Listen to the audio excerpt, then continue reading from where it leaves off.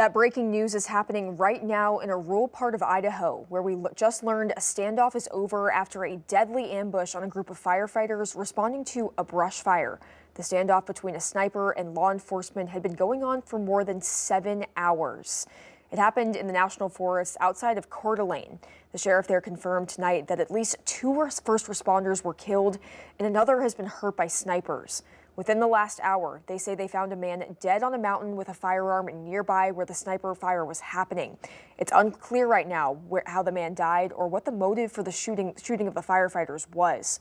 We'll continue following the situation overnight and bring you any updates on 5 News this morning and throughout the night on our website, 5newsonline.com. Also developing tonight in Fort Smith, police are investigating after a body was found inside a car parked outside the Baptist Health Hospital on Towson Avenue. Police say there are no immediate signs of foul play, but the investigation is ongoing and still in its early stages. No information was released about the person's identity or a cause of death. Police are asking anyone with any information on what happened to reach out to investigators. We'll bring you any developments from police on 5newsonline.com.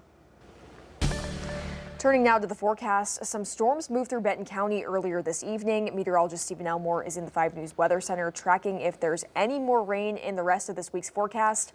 I'm assuming the answer is yes. Yeah, the rest of the week's forecast, we're definitely going to have some rain back into the forecast. Really, the next best chance is going to be for tomorrow evening, where additional thunderstorms could be possible. I tell you what, you were in northwest Arkansas this evening. We had some loud thunderstorms. We had some windy thunderstorms as well. A few of them crossed over into the severe limits, parts of Benton County, parts of Carroll County, but then that line of thunderstorms really started to fall apart as it pushed off towards the south. And as of right now, it's pretty quiet across northwest Arkansas and the River Valley. I do tell you what, though, it is much cooler in some areas. Those 60s and 70s right now across northwest Arkansas, across the River Valley, who didn't see much of that rainfall, still upper 80s and low 90s out there this evening. But across northwest Arkansas, it feels pretty comfortable out there. Here's a current look at things. Right now across northwest Arkansas, pretty quiet out there. A few showers still across parts of Johnson County left over from those thunderstorms earlier on into the evening. This is what I'm keeping an eye on. Another complex of thunderstorms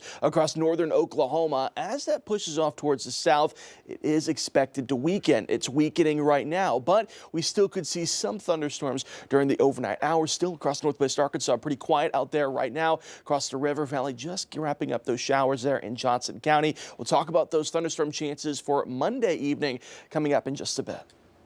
Thanks, Stephen. With Independence Day right around the corner, the skies are already full of fireworks. And while they can be a fun way to celebrate, local fire departments warn they also come with safety risks. 5 News reporter Claire Everbach has more from local fire officials on how to celebrate safely. Yes, Lauren, that's right. Fire officials in northwest Arkansas say that while fireworks can be exciting, safety should always come first. Here is what they want you to know. Springdale Fire Department Captain Justin Pinkley says when it comes to fireworks, there's a lot that can go wrong. Whether it's somebody that gets hurt, burned, their house catches on fire, animals get hurt. With July 4th less than a week away, Pinkley offers a piece of advice to families. No one under the age of 16 should not be unsupervised when doing that. It needs to be an adult that's setting off those fireworks. Let the kids sit back and enjoy them. He also reminds pet owners to consider how fireworks affect their animals. They hate the 4th of July. I mean, they know when it's the 4th because, I mean, it's crazy. But, you know, be mindful of your pets as well because they're not used to that loud bang. For people planning to light their own fireworks, there is one crucial safety step. Be proactive versus reactive. We cannot stress the importance. Soak those fireworks. Soak them, let them set out. Don't go throw them in the trash can immediately as soon as you get done. Just go ahead and soak those fireworks. Whether you're Developing today in our nation's capital, one of the Republican senators who voted against the big, beautiful budget bill this weekend has announced he won't seek re-election. North Carolina Senator Tom Tillis made the announcement today. He'll serve until his current term expires in January of 2027. Debate officially began tonight in the Senate on what President Trump has called his big, beautiful bill. The debate came after a 51-49 vote to begin debate, with only 2 Republicans voting against it. That was followed by a full reading of all 900 pages of the bill that finished this afternoon. Members of both parties were on CBS Face the Nation earlier today, offering their differing views of the bill. You can put as much lipstick on this pig as you want.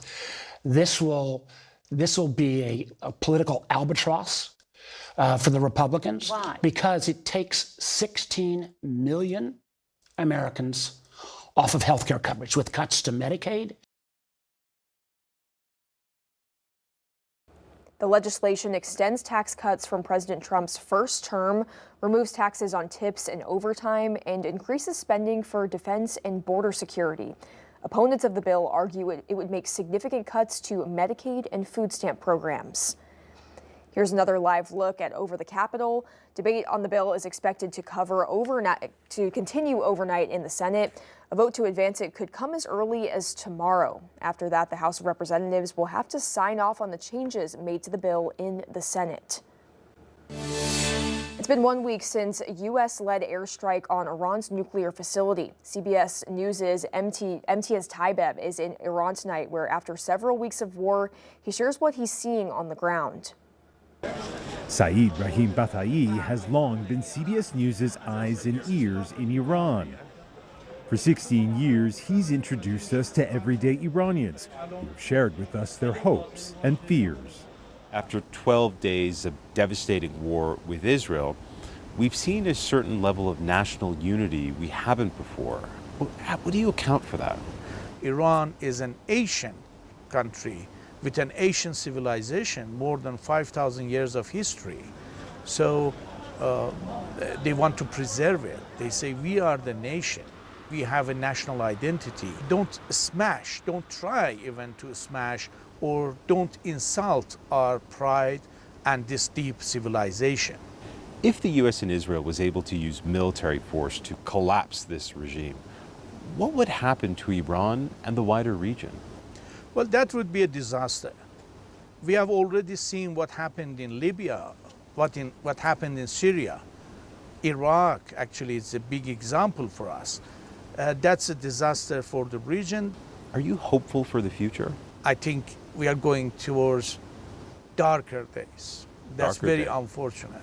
You think you're going towards darker days?